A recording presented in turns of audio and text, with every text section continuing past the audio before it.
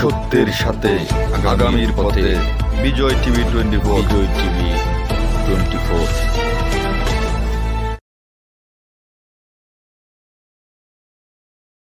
পঞ্চগড়ে কবরস্থানের জায়গা দখল করে রাস্তা তৈরি করার প্রতিবাদে স্থানীয়দের বিক্ষোভ। পঞ্চগড় থেকে তোতা মিয়ার ভিডিও চিত্রে বিস্তারিত। পঞ্চগড়ে কবরস্থানের উপর দিয়ে ব্যক্তিগত রাস্তা তৈরি করার প্রতিবাদে এলাকাবাসীর বিক্ষোভ মিছিল অনুষ্ঠিত হয়েছে। আজ শুক্রবার 21 মার্চ দুপুরে পঞ্চগড় সদর উপজেলার রজলি খালপাড়া বাজার জামে মসজিদ থেকে মসজিদের মুসল্লি ও এলাকাবাসী এই বিক্ষোভ মিছিলটি বের করে। জুম্মার নামাজের পর মসজিদের সামনে থেকে বের হয়ে বিক্ষোভ মিছিল নিয়ে রজলি বাজার কবরস্থানে গিয়ে শেষ হয়। এ সময় প্রতিবাদী বক্তব্য রাখেন রজলি বাজার জামে মসজিদের সভাপতি আবুল কালাম আজাদ, সাধারণ সম্পাদক লোকমান হোসেন রুমান সহ মুসল্লিরা। বক্তারা বলেন, আবুল হোসেন নামে এক প্রভাবশালী ব্যক্তি জোর করে কবরস্থানের জায়গা দখল করে রাস্তা নির্মাণ করে। আমাদের বাপ দাদার কবর সেখানে রয়েছে, আমরা কোনোক্রমেই কবরস্থানের উপর দিয়ে রাস্তা করতে দেব না।